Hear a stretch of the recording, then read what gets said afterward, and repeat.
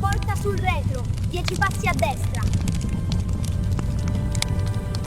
La última cosa que vi antes de que el techo se derrumbara fue a un adolescente con jeans y zapatillas parado en medio del fuego sin quemarse, y la última cosa que escuché fue su voz diciéndome en italiano: Porta sul retro, 10 passi a destra, puerta trasera 10 pasos a la derecha, y cuando seguí esas instrucciones encontré una puerta que según los planos arquitectónicos de la iglesia no debería existir. Una puerta que no estaba en ningún documento oficial del edificio de 1600 años de antigüedad, pero que estaba ahí esa noche como si alguien la hubiera puesto específicamente para que yo pudiera escapar. Y tardé 4 años en descubrir que el adolescente que vi en medio de las llamas era Carlo Acutis, un chico que había muerto 4 años antes de esa noche, el 12 de octubre de 2006 cuando tenía solo 15 años, y que de alguna forma imposible había entrado a esa iglesia en llamas para salvar la vida de un bombero ateo que nunca había creído en santos, ni en milagros, ni en nada que no pudiera tocar con mis propias manos. Y lo que voy a contarles ahora es exactamente cómo pasé de ser un hombre que confiaba solo en mangueras y hachas y protocolos de emergencia a ser alguien que sabe con certeza absoluta que hay fuerzas más allá de este mundo, fuerzas que nos protegen cuando ya no nos queda ninguna esperanza, fuerzas que se manifiestan en las formas más inesperadas, a veces con la cara de un adolescente de 15 años, con jeans y una sonrisa tranquila en medio del infierno literal. Me llamo Davide Rossi. Tengo 48 años. Nací en Milán, Italia. Crecí en el barrio de Porta Romana en una familia típicamente italiana, donde Dios era una tradición heredada como las recetas de pasta de mi nona o los muebles antiguos del salón. Fui bautizado cuando tenía 3 semanas porque así se hacía. Hice la primera comunión con 7 años con un traje blanco que me quedaba grande y una sonrisa falsa en la foto que mi madre guardaba en un álbum que nadie miraba. Me confirmé con 14 años porque todos mis amigos lo hacían y porque después de la ceremonia había una fiesta con comida y regalos. Me casé por la iglesia con 25 años porque mi esposa Julia lo quería y porque en Italia, si no te casas en una iglesia, tu nonna llora durante semanas. Pero si te digo la verdad más desnuda que puedo decir, si te abro el pecho y te muestro lo que había dentro durante 44 años de mi vida, encontrarías un vacío espiritual tan profundo que daba vértigo mirarlo, porque Dios para mí no era real, era un concepto abstracto, una idea heredada que estaba ahí en el fondo de mi mente, como esas aplicaciones del teléfono que nunca usas, pero tampoco borras porque vinieron preinstaladas. Yo iba a misa en Navidad porque mi madre insistía, y porque era más fácil ir que explicar por qué no quería ir. Rezaba el Padre Nuestro en los funerales con la misma emoción con la que lees las instrucciones de un electrodoméstico. Movía los labios, pero mi corazón estaba en otro planeta, siempre pensando en el trabajo, en los turnos del parque de bomberos, en el próximo entrenamiento, en todo menos en el Dios al que supuestamente estaba rezando. Soy bombero. Llevo 20 años en el Corpo dei Vigili del Fuoco di Milano. Empecé con 24 años después de 2 años de entrenamiento intensivo que me enseñó todo sobre fuego, humo, estructuras colapsando, rescates en altura, primeros auxilios avanzados, uso de equipos especializados que pesan 30 kilos y que tienes que mover como si fueran extensiones de tu propio cuerpo. Aprendí que el fuego no es el enemigo romántico que ves en las películas, no es hermoso, ni noble, ni mágico.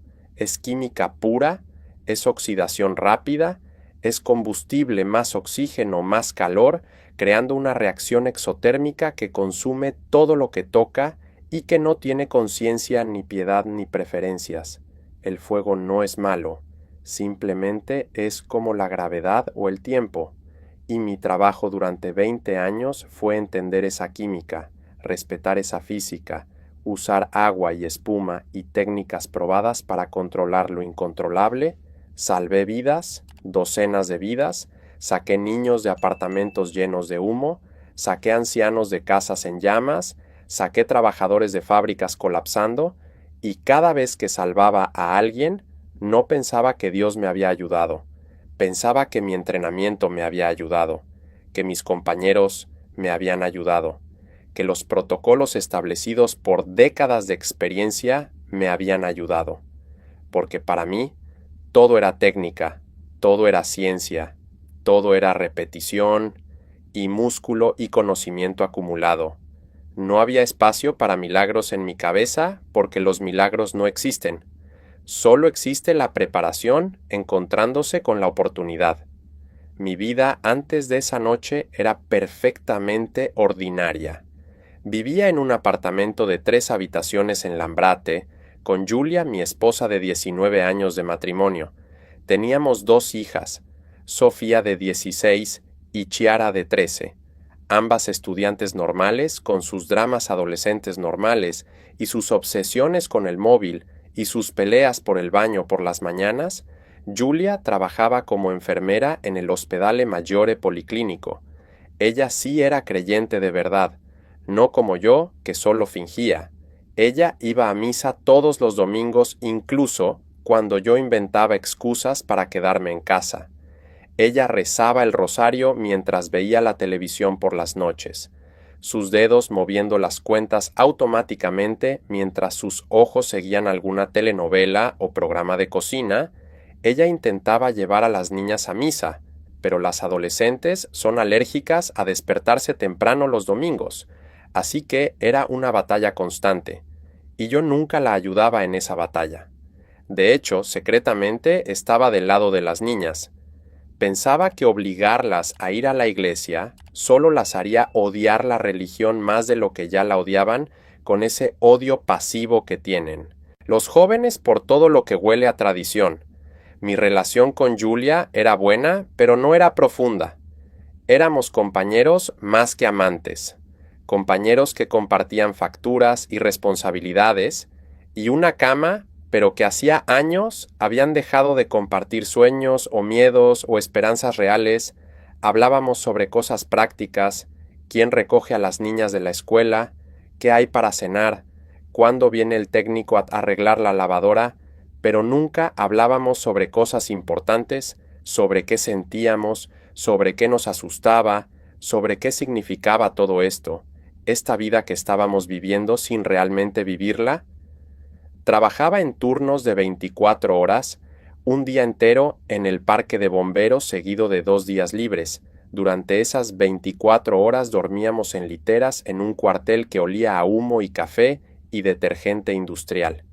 Comíamos juntos en una mesa larga donde los bomberos más viejos contaban las mismas historias una y otra vez sobre incendios legendarios y rescates imposibles. Entrenábamos constantemente porque en este trabajo si no entrenas, mueres. Literalmente mueres. Practicábamos entrar a edificios simulados llenos de humo con visibilidad cero.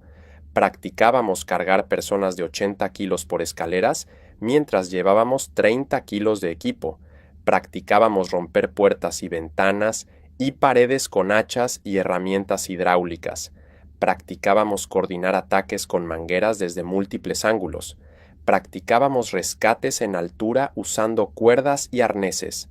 Practicábamos todo 1000 veces hasta que se volvía músculo memoria, hasta que podías hacerlo dormido, hasta que tu cuerpo sabía qué hacer incluso cuando tu mente estaba paralizada por el miedo, o el shock, o el agotamiento extremo, porque en un incendio real no hay tiempo para pensar, solo hay tiempo para reaccionar. Y si tus reacciones no están perfectamente entrenadas, entonces tú o alguien más va a morir. Vi muchos muertos en mis 20 años, no tantos como los bomberos de ciudades más grandes o más peligrosas, pero suficientes para llenar mis pesadillas durante años. Vi cuerpos quemados hasta ser irreconocibles, carbonizados, reducidos a formas negras y retorcidas que ya no parecían humanas. Vi niños muertos por inhalación de humo, sus caritas perfectas sin una quemadura, pero sus pulmones destruidos por los gases tóxicos. Vi ancianos que no pudieron moverse lo suficientemente rápido. Vi familias enteras abrazadas en esquinas donde el fuego no pudo alcanzarlos, pero el humo sí. Cada muerte me endurecía un poco más. Cada cuerpo que sacaba me convencía un poco más de que no había Dios. Porque si Dios existiera, si Dios fuera todopoderoso y amoroso, como decían los curas, entonces, ¿por qué permitía que niños de 5 años murieran asfixiados en sus propias camas? ¿Por qué permitía que abuelas que habían ido a misa cada domingo de sus 80 años de vida murieran quemadas vivas? No tenía sentido, nada de eso tenía sentido. Y cada vez que Julia me decía que había que confiar en el plan de Dios, yo quería gritarle que no había ningún plan, que todo era caos, que todo era química y física y mala suerte, que rezar no servía de nada, porque si sirviera, entonces las personas que rezaban no morirían en incendios, pero morían todo el tiempo, morían rezando, morían con rosarios en las manos, morían con crucifijos colgando de sus cuellos, morían igual que los que no rezaban, porque el fuego no discrimina, el fuego no escucha oraciones, el fuego solo consume. Mis compañeros de turno eran como hermanos. Pasas 24 horas seguidas con las mismas 5 o 6 personas cada 3 días durante años, y eventualmente sabes todo sobre ellos, sus matrimonios, sus divorcios, sus hijos, sus deudas, sus sueños, sus traumas. Mi mejor amigo era Luca Ferretti, 42 años, bombero desde los 22, casado con una mujer que odiaba su trabajo, porque cada vez que salía de casa ella no sabía si volvería. Tenían 3 hijos varones que querían ser bomberos como papá. Luca era el tipo de persona que hacía bromas incluso en las situaciones más tensas, que cantaba ópera horrible mientras conducíamos al siguiente incendio, que te hacía reír cuando acabábamos de ver algo traumático. Era su forma de sobrevivir. El humor como escudo contra el horror. También estaba Giovanni Marini, el más joven del equipo, 26 años, recién graduado de la academia, todavía con ese entusiasmo ingenuo que todos teníamos al principio antes de que el trabajo te desgastara. Estaba Marco Bianchi, 45 años, el veterano, el que había visto de todo, el que nunca se asustaba, el que siempre sabía qué hacer. Estaba Antonio Costa, 38 años, padre de gemelas, el tipo más fuerte del equipo. Podía cargar 2 personas a la vez si era necesario.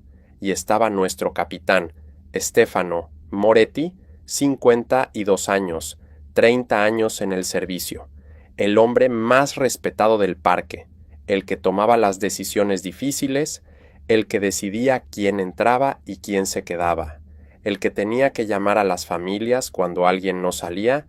Escribe en los comentarios desde dónde me estás escuchando ahora mismo. Necesito saber que no estoy contando esto al vacío, que hay alguien del otro lado que tal vez necesitaba escuchar lo que viene ahora, porque lo que pasó el 15 de agosto de 2010 no fue casualidad.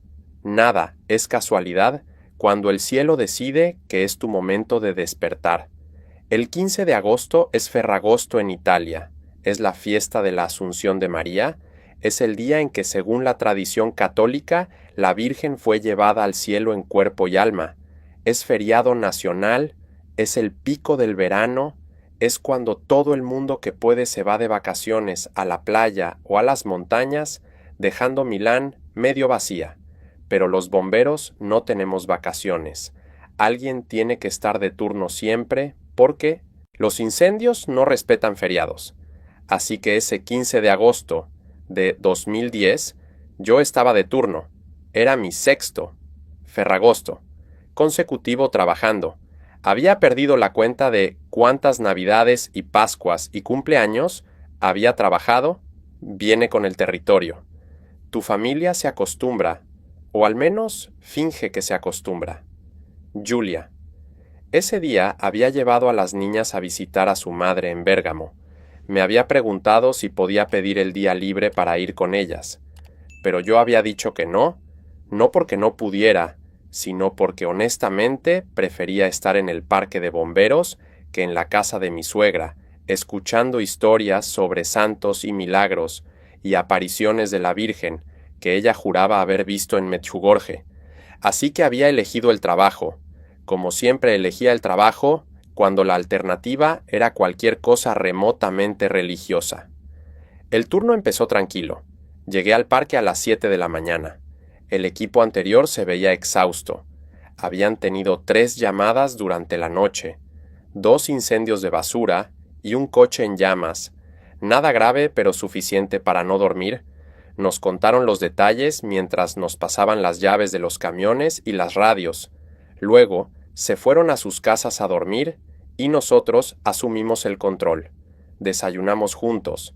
Café fuerte y cornetti, que Giovanni había traído de la panadería de su nona. Revisamos los equipos, cómo hacíamos cada turno.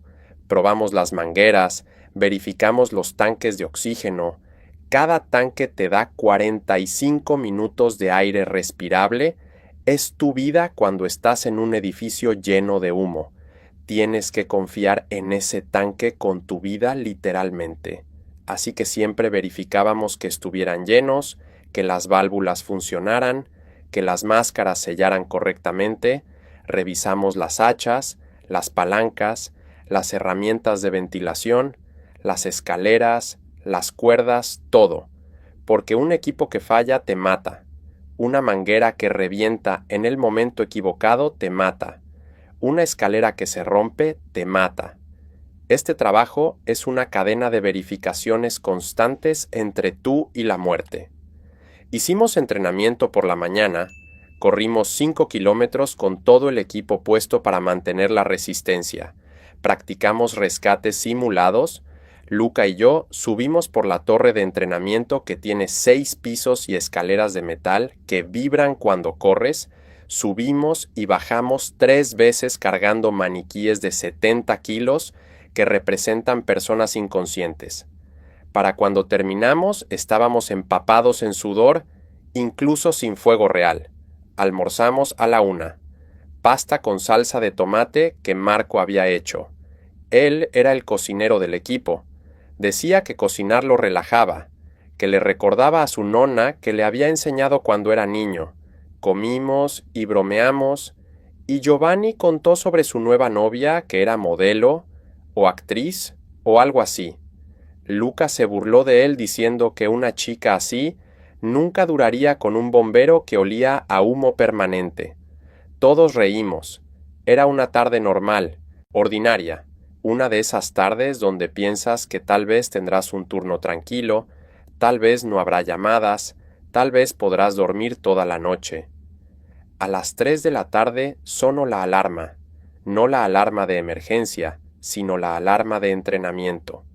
Teníamos programado un ejercicio de repaso en una iglesia histórica del centro, la Chiesa di San Lorenzo Maggiore a Jeccolone. Es una de las iglesias más antiguas de Milán, data del siglo IV, casi 1600 años de historia, enormes columnas romanas en el frente que sobrevivieron desde el Imperio, interior gótico agregado en la Edad Media, frescos del Renacimiento. Es un monumento nacional y como todos los edificios históricos importantes tenemos que hacer ejercicios periódicos ahí. Tenemos que conocer cada puerta, cada escalera, cada pasillo, porque si alguna vez hay un incendio real, necesitamos saber exactamente dónde estamos en la oscuridad y el humo. Así que fuimos. Tomamos uno de los camiones, los 6 del equipo, Luca conduciendo, yo en el asiento del pasajero, los demás atrás. Cruzamos Milán en un día de verano perfecto. Calles medio vacías porque todos estaban de vacaciones. Sol brillante, cielo azul, sin una nube. 32 grados Celsius. El tipo de día en que lo último que esperas es un infierno. Llegamos a San Lorenzo a las 3:30. Estacionamos el camión en la plaza frente a las columnas romanas. Habían turistas tomando fotos, parejas sentadas en las escalas comiendo helado, algunos músicos callejeros tocando guitarra, vida normal, vida tranquila. Entramos a la iglesia y nos encontramos con el párroco, padre Giuseppe Colombo, 68 años. Había sido el párroco de San Lorenzo durante 30 años. Conocía cada piedra de ese edificio. Era un hombre pequeño con lentes gruesos y una sonrisa perpetua. Nos saludó como viejos amigos porque habíamos hecho este ejercicio cada año durante la última década. Bienvenidos, bienvenidos, dijo con ese acento milanés cerrado. Espero que no tengan que venir aquí nunca de verdad, pero más vale prevenir. Nos mostró los planos arquitectónicos que guardaba en su oficina, planos actualizados en 1980. Mostraban el layout completo de la iglesia, planta baja con la nave principal y los pasillos laterales, segundo piso con la galería del coro y el órgano, sótano con la cripta y las catacumbas antiguas, salidas de emergencia marcadas en rojo, escaleras marcadas en azul. Estudiamos los planos durante 20 minutos, memorizamos las rutas, luego hicimos el recorrido físico. La iglesia por dentro era impresionante incluso para alguien como yo, que no creía en nada de eso. Techos altísimos sostenidos por columnas de mármol, vitrales que pintaban el suelo con colores cuando el sol los atravesaba, frescos en las paredes mostrando escenas bíblicas que no reconocía porque nunca presté atención en catecismo. El olor era distintivo, incienso mezclado con humedad antigua y velas de cera, el tipo de olor que probablemente llevaba ahí siglos. Había turistas caminando por los pasillos tomando fotos con sus teléfonos, algunos arrodillados rezando en los bancos. Padre Giuseppe nos llevó por cada área, nos mostró las salidas laterales, las escaleras que subían a la galería del coro, las puertas que bajaban al sótano. Nos explicó que muchas de las estructuras de madera eran originales del siglo XIII, 800 años de madera seca como yesca. Si esto se incendia, dijo seriamente, va a arder como una caja de cerillas. Tenía razón. Yo podía ver mentalmente cómo el fuego se propagaría. Empezaría en los bancos de madera, subiría por las columnas de madera que sostenían la galería, alcanzaría las vigas del techo. En 20 minutos, toda la estructura estaría comprometida. En 40 minutos, el techo colapsaría. Era un escenario de pesadilla. Subimos a la galería del segundo piso usando una escalera de piedra estrecha que tenía escalones desgastados por siglos de pies subiendo y bajando. La galería era un balcón en forma de U que rodeaba 3 lados de la nave principal. Desde ahí podías ver toda la iglesia desde arriba. Había un órgano enorme en el centro. El organista practicaba algo, notas graves que hacían vibrar el pecho. Había filas de bancos antiguos para el coro. Había ventanas altas con cristales emplomados. Padre Giuseppe nos mostró las 2 salidas desde la galería, la escalera por la que habíamos subido y otra escalera en el lado opuesto. Solo estas 2, dijo. Si bloquean una, todavía tienen la otra. Yo miré alrededor memorizando todo, la distancia desde el órgano hasta cada escalera, la ubicación de las ventanas por si necesitábamos ventilación, la estructura del piso. ¿Era madera antigua sobre vigas de madera? Si el fuego empezaba abajo, este piso se convertiría en trampa mortal. Tome fotos mentales, tome notas en mi libreta, todos lo hicimos. Después de 45 minutos de recorrido completo, regresamos al camión. Agradecimos a Padre Giuseppe, condujimos de vuelta al parque. Eran las 5 de la tarde. Escribí mi reporte del ejercicio, archivé las notas, actualicé los planos en nuestro sistema. Luego me olvidé completamente de San Lorenzo y seguí con mi día. Cenamos a las 7, pollo asado que Marco había preparado, ensalada, pan, vino, porque en Italia incluso los bomberos beben vino con la cena, Solo una copa, porque técnicamente estábamos de servicio, pero una copa no te incapacita. Y la tradición es la tradición. Hablamos de fútbol, del Inter que había ganado algo importante. Yo no seguía el fútbol, pero fingía que sí, porque todos en Italia siguen el fútbol. Y si no lo haces, la gente piensa que hay algo mal contigo. A las 8 vimos televisión. Algún programa de variedades con chicas bailando y comediantes contando chistes. A las 9 algunos se fueron a dormir porque habían tenido el turno anterior y estaban agotados. Yo me quedé despierto leyendo una revista. Luca estaba limpiando equipos obsesivamente porque era su forma de matar tiempo. Giovanni estaba en su teléfono, probablemente mensajeando a la modelo novia. El resto del parque estaba en silencio. Ese silencio particular de un edificio grande con pocas personas, el tipo de silencio donde cada sonido pequeño se amplifica, el refrigerador zumbando, el reloj en la pared marcando cada segundo, alguien roncando en las literas. A las 11:43 de la noche sonó la alarma de verdad, el sonido que congela tu sangre incluso después de 20 años. Un pitido electrónico agudo que llena todo el edificio, seguido por la voz del despachador por el altavoz. Incendio estructural. Chiesa di San Lorenzo Maggiore a Colone. Via Corso di Porta Ticinese. Múltiples llamadas. Humo visible. Posibles personas atrapadas.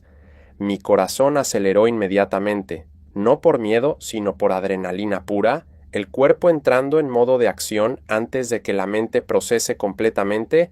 Salté de la silla, corrí hacia el área de equipos. Todos corrieron. Incluso los que estaban dormidos se despertaron y corrieron en segundos. Este es el entrenamiento. No piensas, solo reaccionas. Me puse el traje ignífugo en 40 segundos. Pantalones gruesos con tirantes, chaqueta pesada con tiras reflectantes, botas de acero, guantes de cuero, casco con visor. Todo pesa unos 30 kilos, pero después de años te acostumbras. Agarré mi tanque de oxígeno, verifiqué que estuviera lleno, me lo colgué en la espalda, agarré mi máscara, pero todavía no me la puse, agarré mi hacha y mi linterna. Subí al camión. Luca ya estaba en el asiento del conductor. Capitán Stefano adelante coordinando.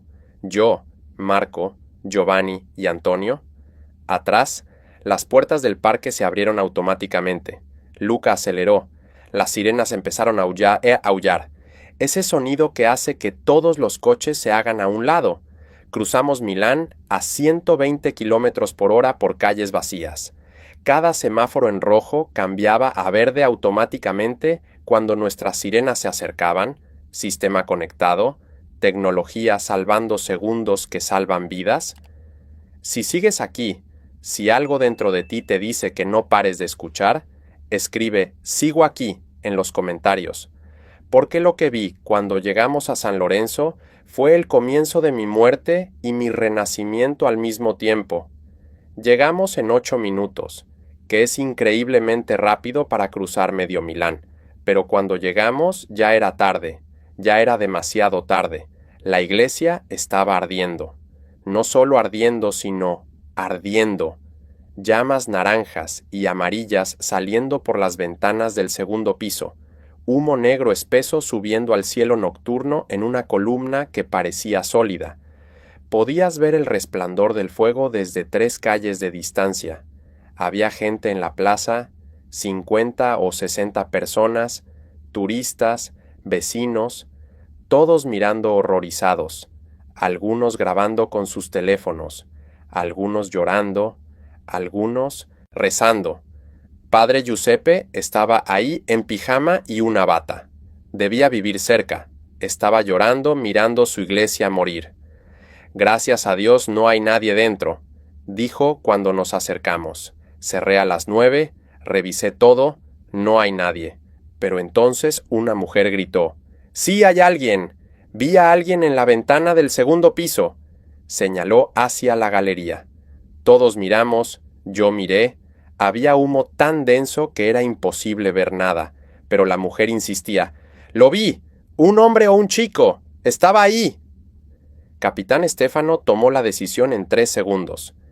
Equipo de entrada, Davide y Luca, entran a verificar, buscan en la galería, máximo 10 minutos dentro. Si no encuentran nada, salen inmediatamente. El resto monta las mangueras. Necesito 2 líneas de agua en esa fachada ya. Luca y yo nos pusimos las máscaras. El mundo se volvió más silencioso inmediatamente. Solo podías escuchar tu propia respiración amplificada. Ese sonido de Darth Vader que todos conocen. Activé mi tanque. Aire fresco llenó mis pulmones. Verifiqué el medidor. 45 minutos de aire, más que suficiente. Luca verificó el suyo. Todo bien. Nos atamos juntos con una cuerda de seguridad de 10 metros. ¿Nunca entra solo? Nunca. La cuerda significa que si uno cae o se pierde, el otro puede sacarlo. Agarramos una manguera aunque todavía no tenía presión de agua. Los chicos estaban conectándola al camión. Encendí mi linterna, una luz LED de 3000 lúmenes que puede atravesar el humo. Luca encendió la suya. Capitán Stefano puso su mano en mi hombro. 10 minutos, Davide, ni un segundo más. Asentí. Luca asintió. Caminamos hacia las puertas principales de San Lorenzo. Las puertas estaban abiertas. Habían sido forzadas por el humo. El humo salía como agua negra fluyendo.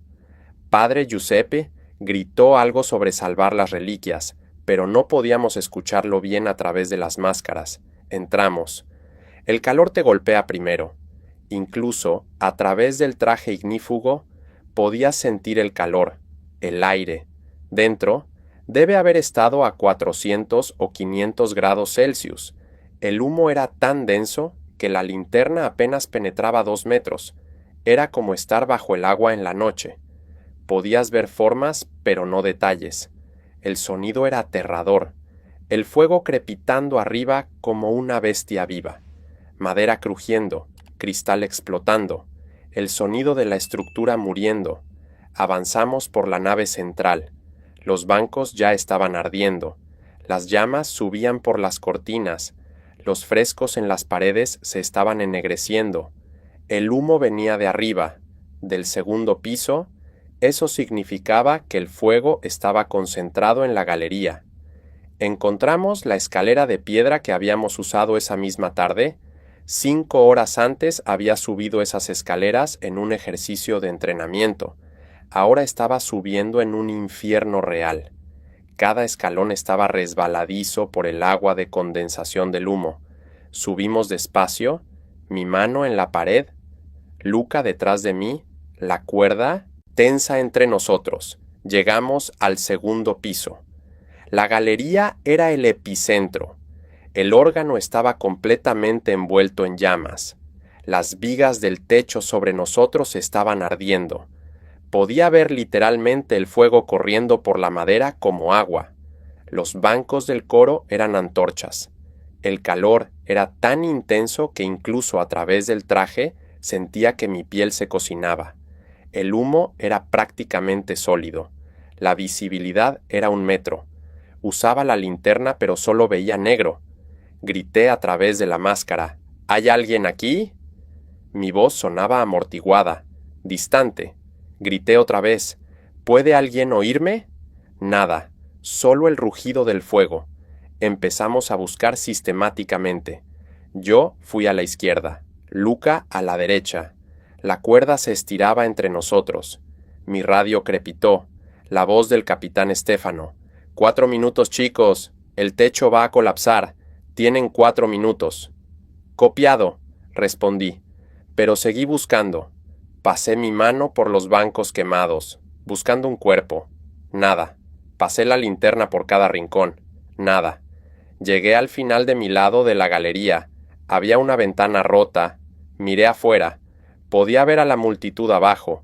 Podía ver los camiones de bomberos. Podía ver las mangueras empezando a rociar agua. Entonces escuché un sonido que me heló la sangre. El sonido de madera quebrándose. Madera grande quebrándose. Miré hacia arriba y vi una de las vigas principales del techo. Una viga de roble de 800 años de antigüedad y medio metro de grosor. quebrándose justo en el centro, cayendo directo hacia donde yo estaba. Salté hacia atrás, la viga cayó con un estruendo que sacudió todo el edificio, cayó exactamente donde yo había estado parado 2 segundos antes, cayó bloqueando completamente el pasillo, cortando mi ruta de regreso a la escalera. La cuerda de seguridad que me conectaba con Luca se tensó violentamente. Escuché su voz en la radio. «Davide, ¿estás bien?» «Estoy bien», grité. «Pero la viga bloqueó el camino. No puedo llegar a ti». «Voy a tratar de mover la viga», dijo Luca. «No», grité. «Es demasiado grande. Ve a la otra escalera. Yo voy hacia allá. Nos encontramos abajo». «No te voy a dejar aquí», gritó Luca. «Ve», grité con toda la autoridad que tenía. «Es una orden. Sal de aquí. Yo voy a la otra escalera». Hubo un silencio de 3 segundos. Luego, «Te veo abajo, hermano. Corre». Y escuché sus pasos alejándose, y de repente estaba completamente solo en una galería en llamas con una viga de media tonelada bloqueando mi camino, y el techo sobre mi cabeza a punto de colapsar. Corrí hacia el otro lado de la galería, hacia donde debía estar la segunda escalera, la escalera que padre Giuseppe nos había mostrado esa tarde. Solo 2 salidas, había dicho, esta y aquella. Corrí sorteando los bancos en llamas. Corrí con el calor quemándome incluso a través del traje. Corrí con el humo tan denso que no podía ver a 1 metro de distancia. Corrí contando mis pasos mentalmente porque así, te enseñan, nunca confíes solo en la visión. Confía en tu memoria espacial. Conté 20 pasos. Debería estar ahí, pero no estaba. Seguí otros 10 pasos. Tampoco. La radio crepitó. «Davide, 2 minutos. Sal de ahí ya». «Buscando la escalera», respondí. «Debería estar aquí, pero no la encuentro». «Olvida la escalera», gritó el capitán. «Ve a una ventana. Te sacamos con escalera externa». Miré hacia las ventanas. Estaban a 5 metros de altura del piso de la galería, rodeadas de fuego. Podría alcanzarlas, pero ¿y si la escalera externa no llegaba a tiempo? ¿Y si el techo colapsaba mientras esperaba? Tomé la decisión. Iba a buscar la maldita escalera. Tenía que estar ahí. Los planos lo mostraban. Padre Giuseppe lo había confirmado. Tenía que estar ahí. Seguí corriendo. El humo se estaba volviendo más denso, más tóxico. Incluso con la máscara podía sentir que algo no estaba bien. Miré mi medidor de oxígeno. Todavía tenía 30 minutos de aire, pero el humo estaba tan caliente que estaba dañando el filtro. Empecé a toser dentro de la máscara. Seguí corriendo. Llegué a la pared final de la galería. Toqué la pared con mis manos. Era piedra sólida. No había escalera. No había nada. Había llegado al final y no había salida. Estaba atrapado. Escribe Carlo, si todavía estás conmigo, porque necesito saber que esto llegó a ti por una razón. Que no es coincidencia que estés escuchando mi voz en este momento exacto de tu vida, porque lo que pasó en los siguientes 30 segundos desafía toda lógica, toda ciencia, todo lo que creía sobre cómo funciona el universo. Me dejé caer al suelo, no porque me hubiera rendido, sino porque el humo es menos denso cerca del suelo. Es una técnica de supervivencia. El aire caliente sube, el aire más frío baja. Si vas a morir, al menos muere luchando por cada segundo de oxígeno. Me arrodillé en el piso de madera que estaba tan caliente que podía sentirlo a través de los guantes. Mi mente corría. ¿Dónde estaba la escalera? ¿Me había desorientado? ¿Había corrido en la dirección equivocada? Imposible. Había contado los pasos, había seguido la pared. Debería estar aquí. Miré alrededor desesperado, la linterna barriendo el humo negro, buscando cualquier cosa, cualquier salida. Y entonces la vi, o más bien lo vi a él, una forma en el humo, una silueta humana, de pie a 3 metros de distancia. Mi primer pensamiento fue que era Luca, que había regresado por mí. Grité, ¡Luca! Pero la figura no respondió. La figura se quedó quieta, y entonces el humo se aclaró por un segundo, solo un segundo, como si alguien hubiera abierto una ventana y el viento hubiera empujado el humo hacia un lado, y pude verlo claramente. No era Luca, era un adolescente, un chico de 15 o 16 años. Llevaba jeans azules normales, zapatillas deportivas que parecían Nike, una sudadera gris con la capucha hacia abajo, su cabello era castaño, un poco largo. Su cara era joven, sin barba, con esa suavidad que tienen los chicos antes de convertirse en hombres. Pero lo más imposible, lo más absolutamente imposible, era que estaba parado en medio del fuego, y no se estaba quemando. Las llamas lo rodeaban como agua alrededor de una roca, lamiendo a centímetros de su ropa pero sin tocarla. Y él estaba sonriendo con una tranquilidad que no tenía sentido en ese contexto, como si estuviera parado en un parque en un día soleado y no en una iglesia colapsando. Pensé que estaba alucinando. Tiene que ser una alucinación, falta de oxígeno, el cerebro creando imágenes falsas, hipoxia. He leído sobre esto, he escuchado a otros bomberos hablar sobre ver cosas en incendios severos, el cerebro entrando en modo de supervivencia y fabricando visiones. Tiene que ser eso. Pero entonces el chico habló, su boca se movió y escuché su voz, no a través de la radio, sino directamente, como si estuviera dentro de mi cabeza, pero también en el aire. Una voz joven, masculina, con acento milanés, dijo en italiano, «Porta sul retro», puerta trasera, y entonces señaló con su mano derecha hacia mi derecha, hacia la pared donde yo acababa de buscar, y no había encontrado nada, y dijo, 10 passi a destra, 10 pasos a la derecha, y entonces agregó una palabra más, fidati, confía, y su sonrisa se hizo más grande, y el humo volvió a cerrarse alrededor de él, y cuando se aclaró otra vez un segundo después, había desaparecido, se había desvanecido, simplemente ya no estaba ahí. Mi corazón latía tan fuerte que podía sentirlo en mi garganta. Mi mente gritaba que esto no era real, que los adolescentes no aparecen en incendios y dan direcciones y desaparecen. Pero otra parte de mi mente, una parte más profunda, una parte que había estado dormida durante 44 años, susurró, ¿y si es real? ¿Y si acabo de ver algo que no debería existir? ¿Y si acabo de recibir ayuda de algo o alguien más allá de este mundo? La radio crepitó. Davide, un minuto. El techo está colapsando. Tienes que salir ya.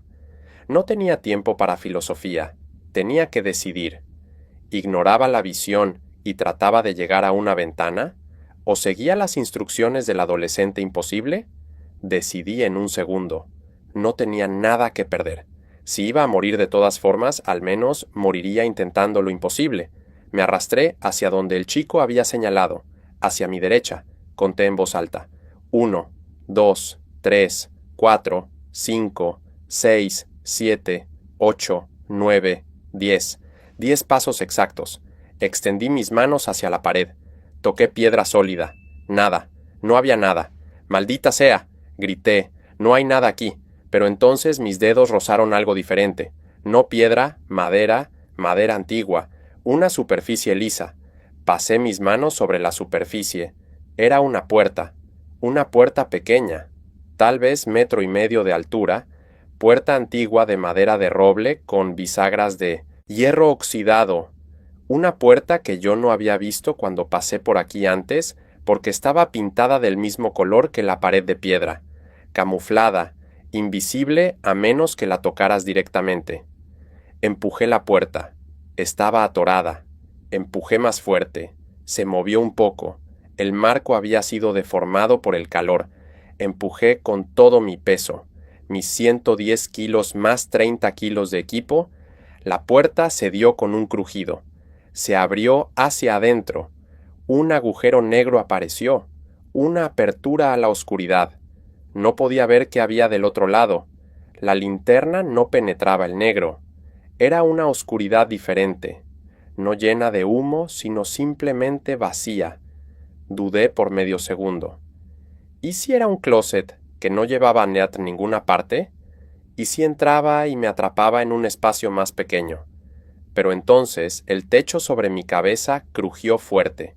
El sonido de toneladas de madera y piedra a punto de caer. No tenía opción. Me metí por la puerta. Tuve que agacharme porque era pequeña.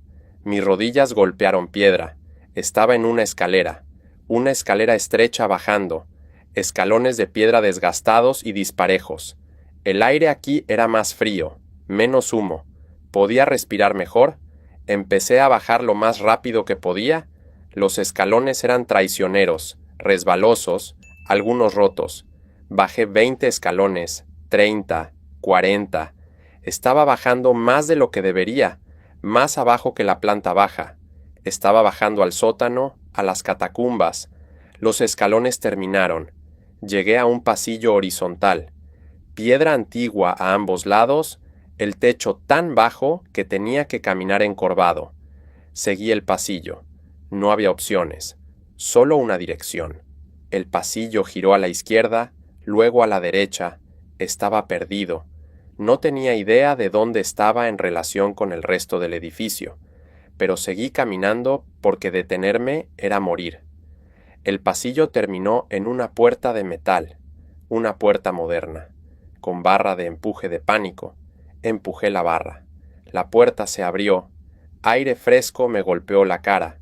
Aire nocturno de verano. Estaba afuera. Había salido.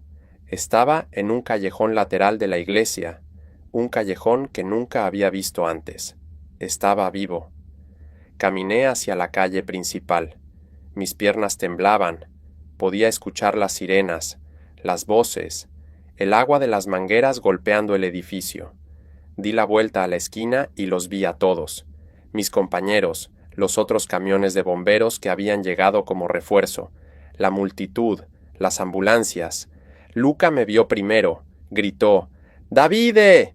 Corrió hacia mí, me abrazó. Pensé que estabas muerto, hermano. Pensé que el techo te había aplastado. Casi, dije. Mi voz sonaba rara incluso a mis propios oídos. El capitán Stefano llegó corriendo. «¿Cómo saliste?», preguntó. La escalera estaba bloqueada. Encontré una puerta. Dije: «Una puerta que lleva al sótano». Bajé por las catacumbas y salí por un callejón lateral. «¿Qué puerta?», dijo el capitán. «No hay ninguna puerta en esa galería. Revisamos los planos esta misma tarde». «Había una puerta», insistí. «Puerta pequeña, de madera antigua, 10 pasos a la derecha desde el final de la galería». El capitán me miró como si estuviera loco.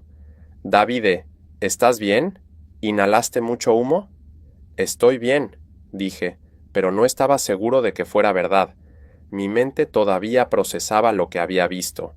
El adolescente en el fuego, sus instrucciones imposiblemente precisas, la puerta que apareció exactamente donde dijo. Me llevaron a una ambulancia. Los paramédicos me revisaron.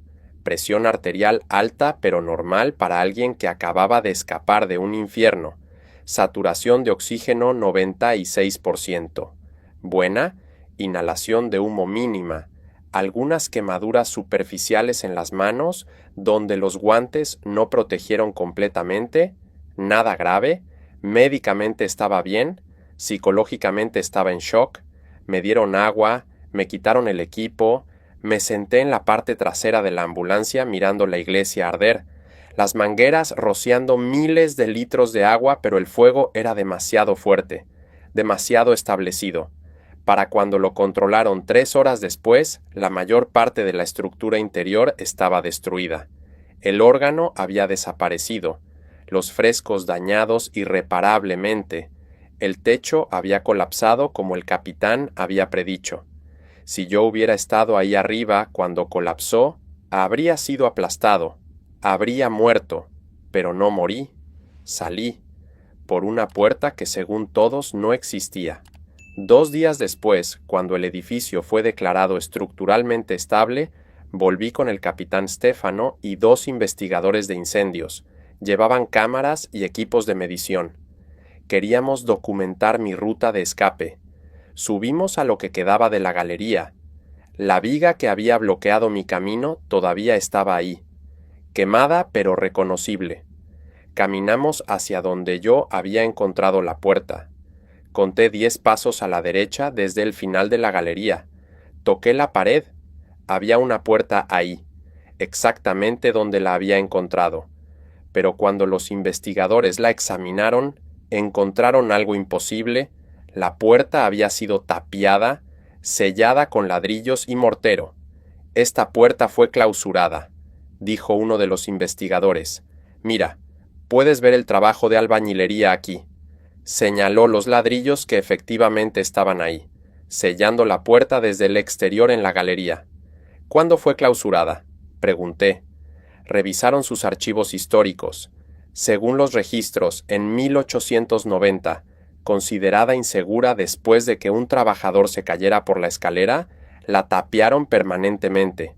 Pero yo la abrí, dije. Yo pasé por esa puerta. Es imposible, dijo el investigador. Habrías tenido que romper una pared de ladrillos con tus manos, y no hay señales de que los ladrillos fueran removidos. Pero yo bajé esas escaleras, tengo las marcas en mis rodillas de los escalones de piedra. Tal vez el calor debilitó el mortero, sugirió alguien, pero el otro investigador negó con la cabeza. El calor en este sector no fue tan intenso. Los ladrillos están intactos. El mortero está intacto. No hay forma de que pasaras por aquí sin herramientas. Pidieron revisar los planos arquitectónicos oficiales. Padre Giuseppe los trajo. Planos actualizados en 1980 que incluían todas las modificaciones históricas. Señalé la ubicación de la puerta. Debería estar aquí. Los planos no mostraban ninguna puerta. Mostraban una pared sólida. ¿Están seguros de que estos planos están actualizados?, preguntó el capitán. Completamente, dijo Padre Giuseppe. Estos son los planos oficiales que usamos para el seguro del edificio. Fueron verificados por arquitectos hace 5 años. Pidieron sacar los planos originales, los planos del siglo XVII cuando esa sección fue construida. Padre Giuseppe bajó a los archivos de la iglesia. Volvió 30 minutos después con un rollo enorme de papel amarillento protegido en plástico. Lo desplegaron cuidadosamente sobre una mesa. Era un dibujo a mano increíblemente detallado. Y ahí estaba, una puerta pequeña marcada en la galería, con anotación en italiano antiguo, Porta della Sacristia Vecchia, Puerta de la Sacristía Vieja, con una escalera bajando marcada como Scala alle Catacombe, escalera a las catacumbas. La puerta existía, estaba en los planos originales, pero había sido omitida de todos los planos modernos porque fue clausurada hace más de 100 años. ¿Cómo supiste que estaba ahí?, preguntó el capitán Stefano mirándome con una expresión que no pude descifrar. Alguien me lo dijo. Respondí honestamente. ¿Quién? Un chico, dije, sabiendo que sonaba loco pero sin poder mentir. Un adolescente que vi en el humo. Hubo un silencio incómodo. Todos me miraban. Davide, dijo el capitán suavemente. Es normal tener alucinaciones en situaciones de estrés extremo, falta de oxígeno, el cerebro crea imágenes. No fue una alucinación, dije, mi voz más firme de lo que esperaba. Él me habló, me dio instrucciones específicas, porta sul retro, 10 y passi a destra, y las instrucciones eran exactas. Encontré la puerta exactamente donde dijo. ¿Qué aspecto tenía?, preguntó uno de los investigadores, probablemente pensando que podía ser un testigo real, alguien que estaba en el edificio.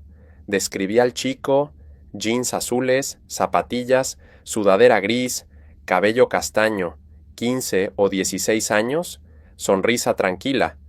¿Y estaba en medio del fuego sin quemarse?, preguntó el investigador con escepticismo obvio. Sí, dije. Estaba parado en las llamas, pero no se quemaba. Davide, dijo el capitán, creo que necesitas hablar con alguien, con un psicólogo. Lo que viviste fue traumático. No estoy traumatizado, dije, aunque tal vez estaba mintiendo. Vi lo que vi, pero podía ver en sus ojos que no me creían, que pensaban que el estrés me había quebrado, que necesitaba ayuda profesional.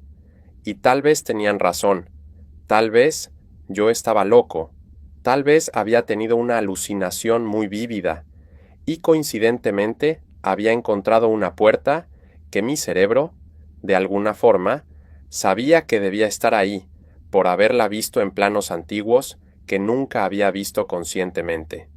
Volví a casa esa noche, Julia me abrazó y lloró. Las niñas me abrazaron, me preguntaron si estaba bien, les dije que sí, que solo fue un susto, que papá está bien, cenamos juntos, pasta carbonara que Julia había hecho, mi plato favorito, pero no podía comer, no tenía hambre, seguía viendo al adolescente en mi mente, su cara, su sonrisa, sus instrucciones, porta sul retro, 10 passi a destra. Esa noche no pude dormir. Me quedé despierto en la cama mirando el techo. Julia dormía a mi lado, respirando suavemente. A las 3 de la mañana me levanté, fui a mi estudio, encendí la computadora, abrí Google, no sabía qué buscar exactamente. Empecé con adolescente en fuego no se quema. Resultados sobre la combustión espontánea humana. No era eso. Busqué apariciones en incendios, historias de bomberos viendo figuras fantasmales, algunas historias parecidas pero nada exacto. Busqué santos que aparecen en incendios. Encontré historias medievales sobre San Lorenzo, que fue martirizado en una parrilla, pero sobrevivió milagrosamente tiempo suficiente para burlarse de sus torturadores. Irónico que la iglesia se llamara San Lorenzo. Busqué santos adolescentes, encontré docenas, Santo Domingo Sabio, Santa María Goretti, Santa Teresita del Niño Jesús, ninguno coincidía. Seguí buscando durante horas.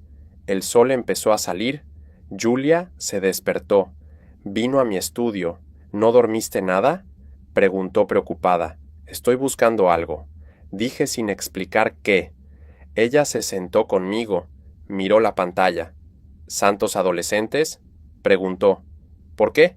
Le conté todo. El adolescente en el fuego, sus instrucciones, la puerta imposible.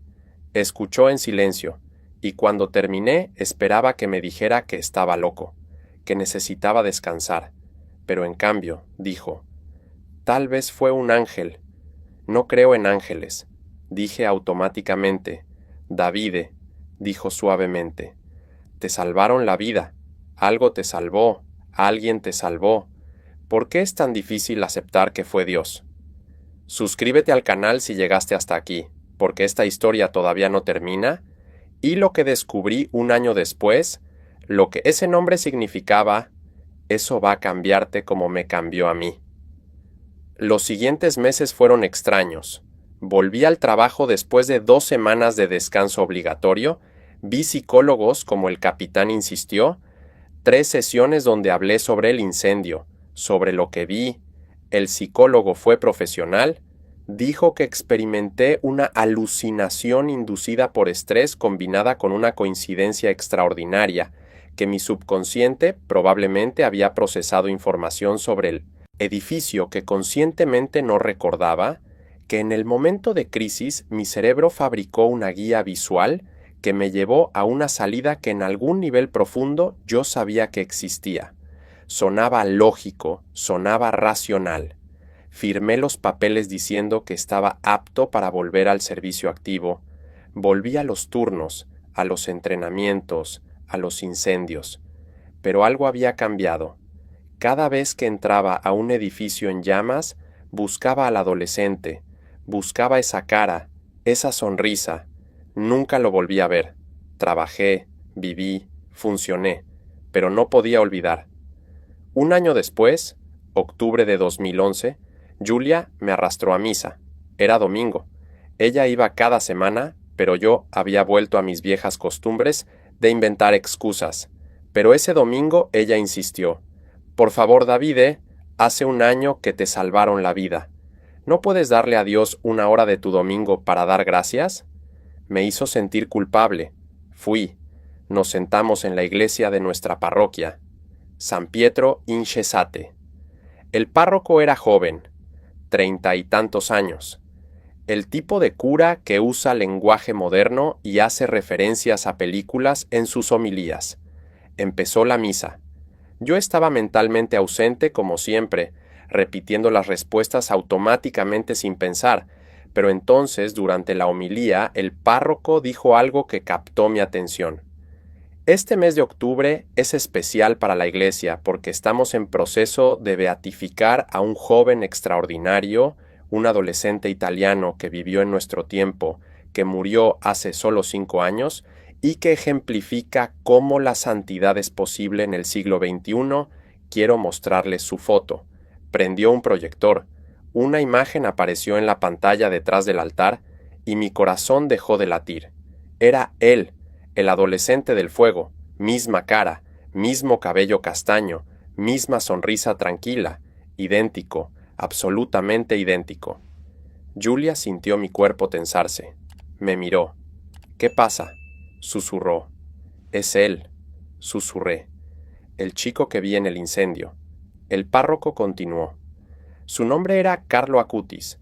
Nació en Londres el 3 de mayo de 1991. Creció en Milán, en nuestra ciudad. Fue un chico normal que amaba las computadoras, los videojuegos, el fútbol, pero tenía una fe extraordinaria. Iba a misa diaria, rezaba el rosario, tenía devoción profunda por la Eucaristía. No escuché el resto de la homilía. Mi mente estaba corriendo. Carlo Acutis, ese era su nombre. Vivió en Milán. Murió hace 5 años. Hice la matemática rápidamente. Murió en 2006. Yo lo vi en 2010, 4 años después de su muerte. Vi a un chico muerto. Vi a un muerto que me salvó la vida. Cuando la misa terminó, esperé hasta que todos salieron. Me acerqué al párroco. Padre, necesito saber más sobre Carlo Acutis. El párroco sonrió. ¿Te interesa su historia? Me salvó la vida, dije directamente.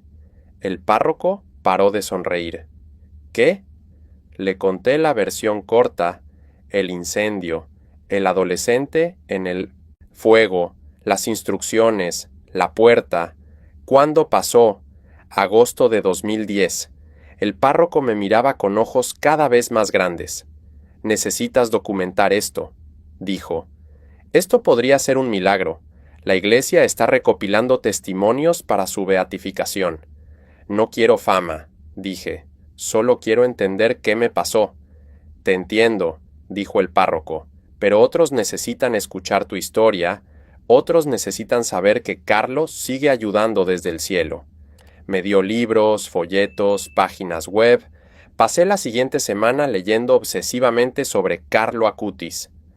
Carlo Acutis nació el 3 de mayo de 1991 en Londres, porque su madre Antonia Salzano estaba allí temporalmente, pero la familia regresó a Milán cuando Carlo era bebé.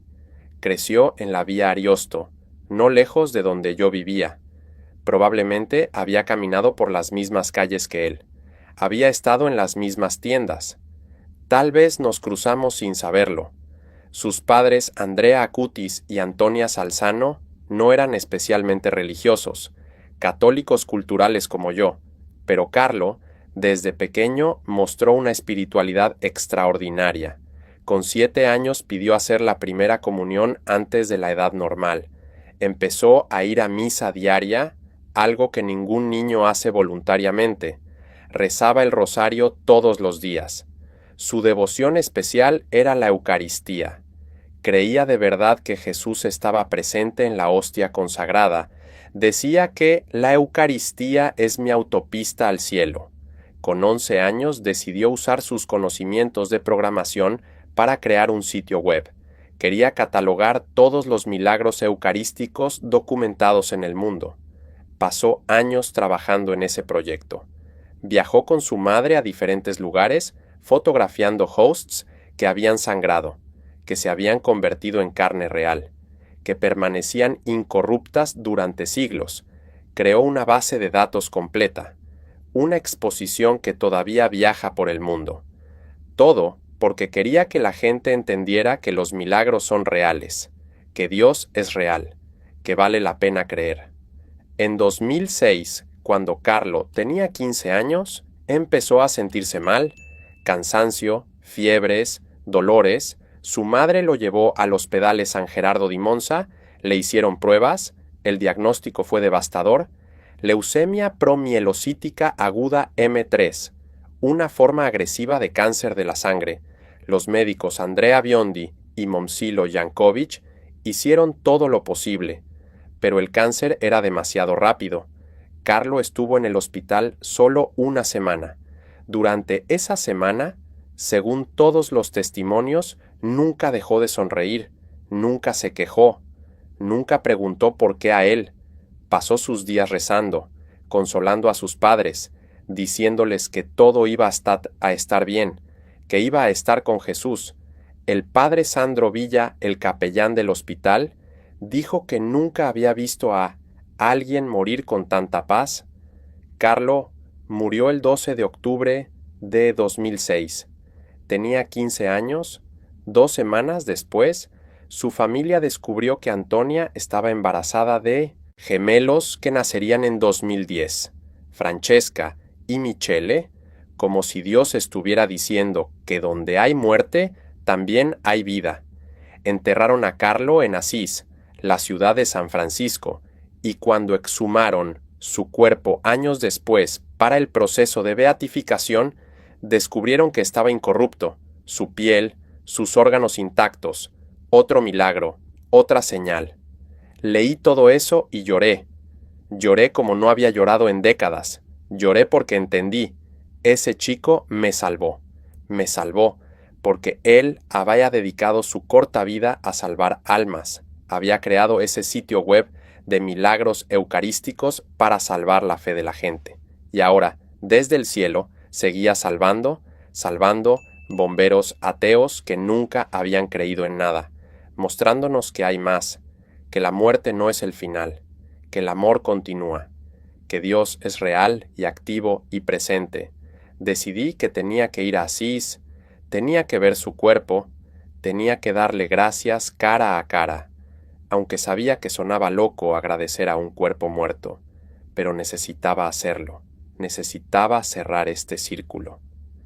Fui a Asís en noviembre de 2011, 1 año y 3 meses después del incendio. Viajé solo. Julia quería venir, pero le dije que necesitaba hacer esto solo. Conduje 4 horas desde Milán. Asís es hermosa, una ciudad medieval construida en una colina, calles de piedra, iglesias antiguas, turistas por todas partes.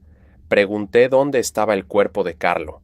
Me dijeron que en el Santuario del Despojamiento, la iglesia de Santa María Mayor, también llamada así porque ahí fue donde San Francisco se quitó toda su ropa y la dio a los pobres renunciando a su herencia. Caminé por las calles empedradas sintiendo cada paso. Entré a la iglesia. Era más pequeña de lo que esperaba. Íntima. Techos no tan altos como las catedrales grandes, vitrales modestos. Y ahí estaba, en una urna de cristal al lado derecho del altar, el cuerpo de Carlo Acutis, vestido con jeans como en vida, zapatillas Nike, sudadera, exactamente como lo había visto en el fuego. Me acerqué despacio. Había otras personas ahí, algunos rezando de rodillas, otros simplemente mirando. Me arrodillé en el reclinatorio frente a la urna, y por primera vez en mi vida recé de verdad. No palabras memorizadas, sino palabras del corazón. Carlo, susurré, no sé si puedes oírme, no sé cómo funciona esto, pero necesito hablarte, necesito agradecerte por salvarme. Yo no merecía tu ayuda, nunca creí en nada. Pasé 44 años viviendo como si Dios no existiera. Pasé 20 años como bombero salvando vidas, pero nunca pensé que alguien podía salvarme a mí. y entonces apareciste esa noche. Apareciste en medio del fuego más intenso que he experimentado nunca, y no te quemabas.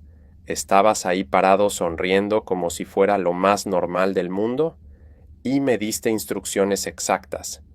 Porta sul retro, 10 passi a destra, y encontré la puerta que nadie sabía que existía, la puerta que estaba tapiada, pero que de alguna forma yo pude atravesar, y salí vivo, y he pasado un año preguntándome por qué.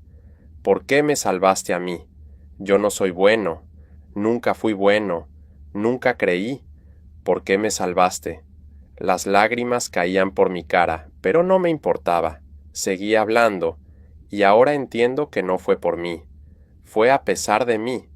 Me salvaste porque así eres, porque dedicaste tu vida a ayudar a otros a encontrar a Dios, y ahora desde el cielo sigues haciendo lo mismo. Y yo era el más difícil, el más escéptico, el más perdido.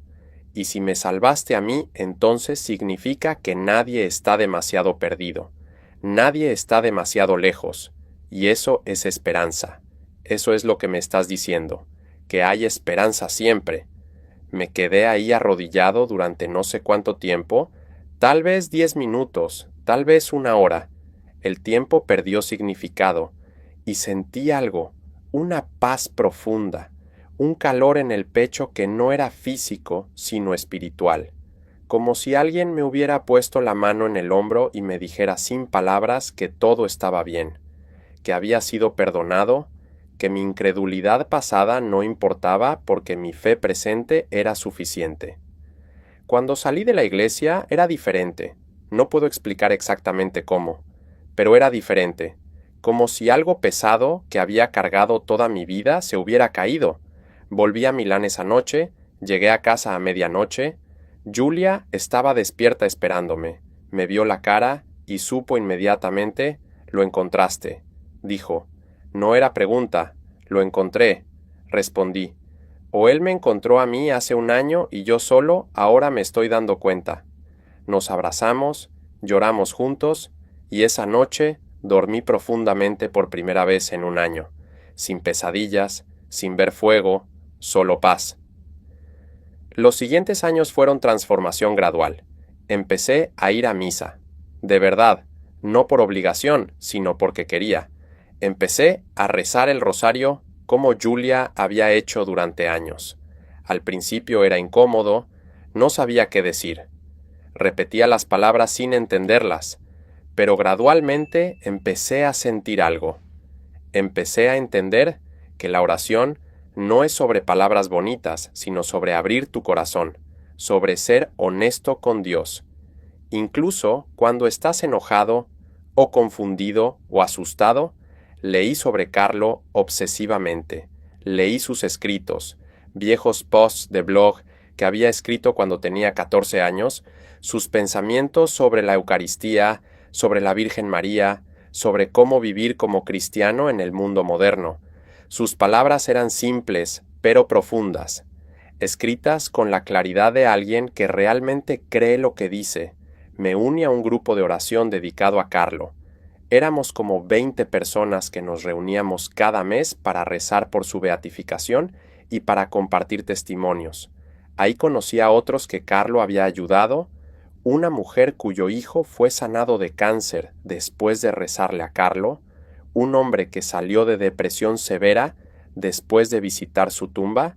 Cada historia me confirmaba que lo que me pasó no fue aislado, que Carlo estaba activo desde el cielo, que estaba cumpliendo su misión de acercar almas a Dios. En 2014 dejé de ser bombero activo, no por cobardía, había regresado al trabajo y había entrado a incendios docenas de veces sin problema, pero el trabajo estaba afectando mi salud mental de formas nuevas. Cada vez que entraba a un edificio en llamas buscaba a Carlo, esperaba verlo otra vez, esperaba esa confirmación de que todo había sido real, pero nunca volvió a aparecer, y eventualmente entendí por qué. No necesitaba verlo otra vez, ya había recibido mi milagro, ya había sido transformado, Ver más sería codicia espiritual. Sería pedir más señales cuando ya había recibido la señal definitiva, así que decidí retirarme del servicio activo y empecé a trabajar como instructor de seguridad contra incendios, enseñando a nuevos reclutas, pasando mi conocimiento de 20 años. Y cada vez que enseño les cuento mi historia, les cuento sobre la noche en San Lorenzo, sobre el adolescente en el fuego, sobre la puerta imposible. Algunos me creen, otros piensan que estoy loco, no me importa, planto semillas, y tal vez algún día cuando estén en su propio infierno literal o metafórico, recordarán la historia del viejo instructor Davide y pensarán, ¿y si es verdad? ¿Y si realmente hay ayuda más allá de este mundo? Y tal vez en ese momento rezarán por primera vez en sus vidas, y tal vez Carlo aparecerá para ellos también. Escribe, no estás solo en los comentarios si esto te está llegando al corazón, porque todos, absolutamente todos enfrentamos nuestros propios incendios, y todos necesitamos saber que hay alguien que nos puede mostrar la puerta de salida. Mi vida ahora es completamente diferente. Julia y yo somos más cercanos que nunca. Rezamos juntos cada noche, hablamos sobre cosas profundas, sobre fe, sobre miedos, sobre esperanzas. Nuestras hijas ya son adultas. Sofía tiene 28 años, se casó el año pasado. Chiara tiene 25, está en la universidad estudiando medicina. Ambas vieron la transformación en su padre, de un hombre que fingía creer a un hombre que realmente cree. Y eso las impactó más que cualquier sermón o clase de catecismo. Les conté la historia completa cuando eran lo suficientemente mayores. Les mostré fotos de Carlo, les expliqué cómo me salvó. Sofía lloró, Chiara me abrazó, y ambas ahora tienen devoción especial por Carlo. Rezan a él antes de exámenes importantes, antes de entrevistas de trabajo, antes de cualquier situación difícil, porque saben que él escucha, que él ayuda, que él es ese hermano mayor en el cielo que cuida de nosotros. Vuelvo a Asís cada año, cada agosto 15, aniversario del incendio, voy a San Lorenzo primero, la iglesia fue restaurada durante 3 años, volvió a abrir en 2013, el interior es una mezcla de antiguo y nuevo. Algunas partes fueron reconstruidas exactamente como estaban usando, técnicas tradicionales, otras partes son claramente modernas. Y hay algo nuevo, una placa en la galería del segundo piso donde yo estaba atrapado. La placa dice Porta del Miracolo, Puerta del Milagro. Debajo hay una foto pequeña de Carlo Acutis y una explicación breve de lo que pasó esa noche. Padre Giuseppe insistió en ponerla. Dijo que la historia necesitaba ser contada, que otros necesitaban saber que Carlo había estado ahí. Cada vez que voy hay flores frescas frente a la placa, velas encendidas, notas escritas por gente agradeciendo a Carlo por sus propios milagros. Me arrodillo ahí y rezo. Luego voy a Asís, al santuario del despojamiento. Me arrodillo frente al cuerpo de Carlo y le cuento cómo ha sido mi año. Le cuento sobre mi familia, sobre las personas que he entrenado, sobre las vidas que indirectamente he ayudado a salvar, porque él me salvó primero. Y siempre termino diciendo, gracias, Carlo, por enseñarme que el fuego no es lo más poderoso, que el amor es más fuerte, que la fe puede atravesar cualquier pared, cualquier puerta tapiada, cualquier imposibilidad. Carlo Acutis fue beatificado el 10 de octubre de 2020, 14 años después de su muerte, proceso extraordinariamente rápido. Yo estuve ahí en la ceremonia en Asís. Fue hermoso.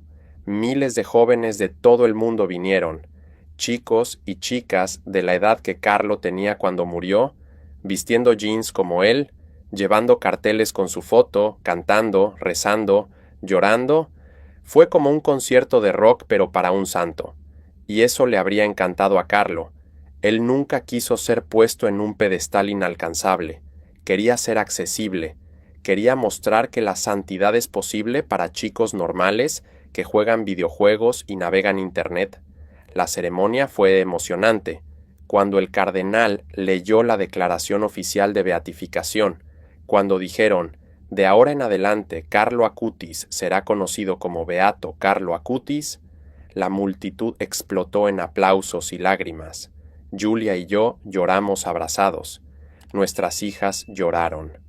Todos lloramos, porque este chico que vivió solo 15 años había tocado millones de vidas, y yo era una de ellas, y ahora el mundo entero lo reconocía. Y entonces, en 2025, este año, apenas hace 3 meses, Carlo fue canonizado. El 7 de septiembre de 2025 se convirtió oficialmente en San Carlo Acutis, santo de la Iglesia Católica, patrono de Internet, patrono de programadores, patrono de la juventud moderna. La ceremonia fue en el Vaticano, en la Plaza de San Pedro, fue aún más masiva que la beatificación, decenas de miles de personas. El Papa Francisco celebró la misa, habló sobre cómo Carlo ejemplifica que los santos no son superhéroes, sino personas normales que eligen amar extraordinariamente. Habló sobre cómo en un mundo obsesionado con lo virtual, Carlo entendió que lo más real es la Eucaristía, que lo más real es Dios, que lo más real es el amor que no termina con la muerte. Yo estuve ahí otra vez, con Julia, con nuestras hijas, con docenas de mis ex compañeros bomberos que ahora creen en mi historia porque la vieron validada por la Iglesia, cuando la multitud gritó, Santo, Santo, Santo. Yo no pude gritar, solo pude llorar, llorar de gratitud, llorar de asombro, llorar, porque hace 15 años yo era un hombre muerto espiritualmente, y ahora estoy vivo, y todo por un adolescente con jeans que decidió salvar a un bombero ateo en una noche de agosto. Si quieres que comparta contigo la oración que rezo a Carlo todos los días, la oración que me ha cambiado, escribe «Quiero la oración» en los comentarios y en otro testimonio te la compartiré completa, porque tiene poder, porque funciona, porque Carlo escucha cada oración sincera. Quiero cerrar diciendo esto. Si estás escuchando esta historia y estás en tu propio infierno, literal o metafórico, si estás atrapado sin salida visible, si has perdido la fe o nunca la has tenido, si piensas que es demasiado tarde para ti, que has hecho demasiadas cosas malas, que Dios no te quiere, quiero que sepas algo. Yo era tú, yo era exactamente tú. Pasé 44 años sin creer, sin rezar de verdad, sin amar profundamente, viviendo en piloto automático, y pensaba que estaba bien, que no necesitaba nada más, pero estaba vacío, estaba muerto por dentro aunque mi corazón latiera. Y entonces me encontré atrapado en un incendio, atrapado sin salida, y en ese momento de desesperación absoluta recé por primera vez de verdad. Ni siquiera sabía a quién le estaba rezando, pero recé.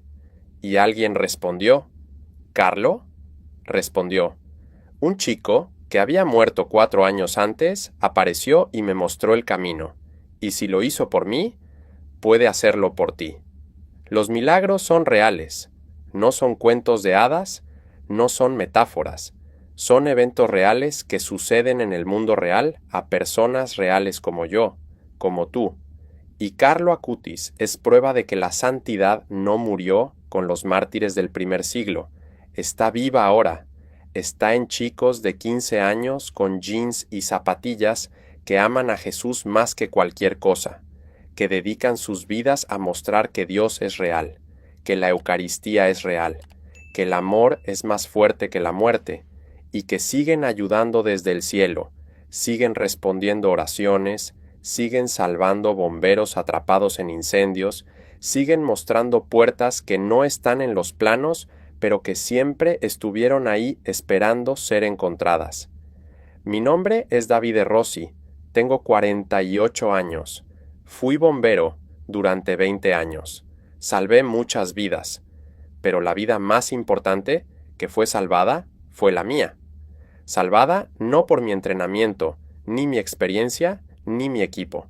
Salvada por un adolescente muerto que apareció en medio del fuego más intenso que he visto nunca y me dijo exactamente dónde ir, cómo salir, cómo vivir, y ahora paso el resto de mi vida contando esta historia, plantando semillas de fe, mostrando a otros que las puertas existen incluso cuando parecen no estar ahí, que la ayuda viene incluso cuando parece imposible, que nunca, nunca estamos realmente solos, que hay santos jóvenes con jeans y sonrisas tranquilas que caminan con nosotros a través del fuego y nos muestran el camino a casa.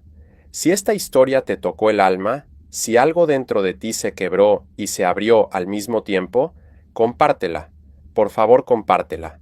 Compártela con ese amigo que está perdiendo la fe, con ese familiar que está en su propia oscuridad, con ese desconocido que necesita escuchar que los milagros todavía suceden, porque tal vez tu compartir este testimonio será el milagro que alguien necesita hoy.